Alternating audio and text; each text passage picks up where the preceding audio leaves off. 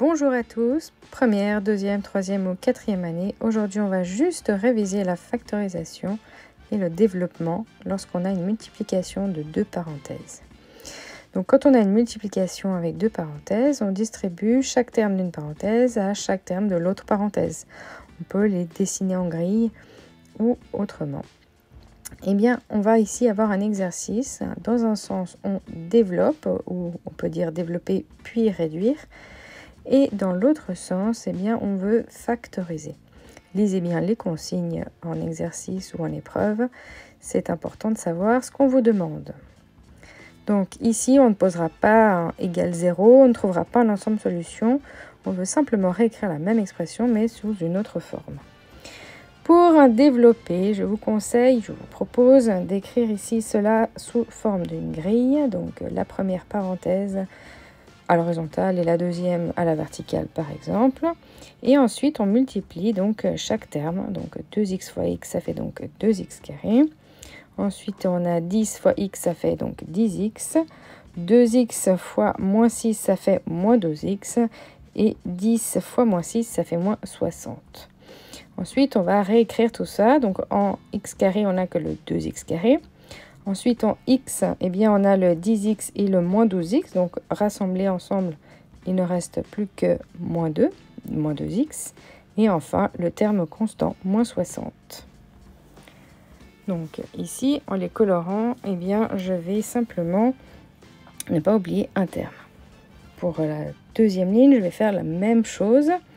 Donc, j'écris la première parenthèse à l'horizontale, la deuxième à la verticale. Je fais ensuite ma petite grille. Et je vais multiplier chaque terme du haut avec celui du bas. Donc 3x fois 3x, ça fait 9x carré. 5 fois 3x, 15x. 3x fois 7, 21x. Et 5 fois 7, 35. Je regroupe par degré. 9x carré, eh bien, il est tout seul, je le réécris directement. Et ensuite, les termes de degré 1, je les additionne entre eux. Et donc, 21 et 15, cela donne 36 avec chaque fois un x. Et il y a enfin le terme constant 35. Pour développer, c'est facile.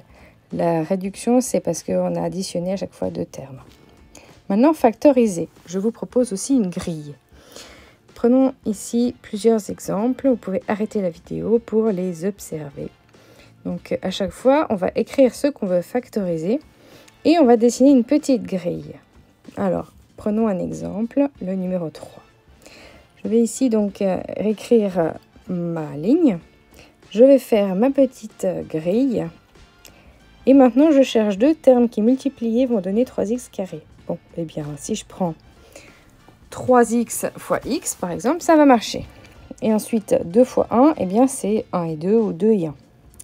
Enfin, je vais multiplier 3x fois 2, ça fait 6x. Et x fois 2, ça fait donc 2x. Maintenant, si j'additionne 6x et x, je vois que ça ne me donnera pas le 5x du milieu. Si j'essaye de mettre un moins devant le x pour avoir 6x moins x, ça pourrait marcher, mais alors le moins va aussi venir au 1. Et pour que ça donne toujours un plus 2 par multiplication, je dois rajouter un moins aussi au 2, puis ça ne marche pas. Alors, on va changer l'ordre.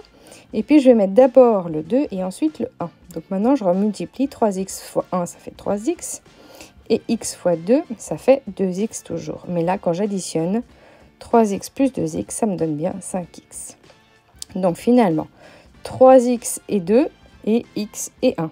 Donc on a dans la ligne 3x plus 2 fois x plus 1. Reprenons encore un exemple. Pour la dernière ligne, donc, je vais réécrire ma ligne, 4x carré moins 4x moins 3. Et ensuite, je vais faire ma petite grille. Et je cherche maintenant deux termes qui, multipliés, donnent 4x carré. Bon, 2x et 2x, c'est facile. Puis 3 et 1. Alors, pour le moment, je ne mets pas de moins, je mets que des plus. Et puis, je multiplie, donc 2x fois 1 et 2x fois moins 3. Puis, je regarde qui devrait avoir le moins pour que j'ai bien une addition qui donne moins 4x. Eh bien, c'est le moins 3 pour que ça fonctionne. Et tout fonctionne. Donc, ici, j'ai 2x moins 3 fois 2x plus 1. Mais, quand on fait, on vérifie quand même. Est-ce que c'est juste? Les deux premiers sont justes. Et les 3 et 4 ont une autre écriture. Si on met un moins en évidence dans la première et la deuxième parenthèse, eh bien on se rend compte que c'est exactement juste. Et puis la quatrième ligne, pareil, on va mettre un moins en évidence dans la première parenthèse.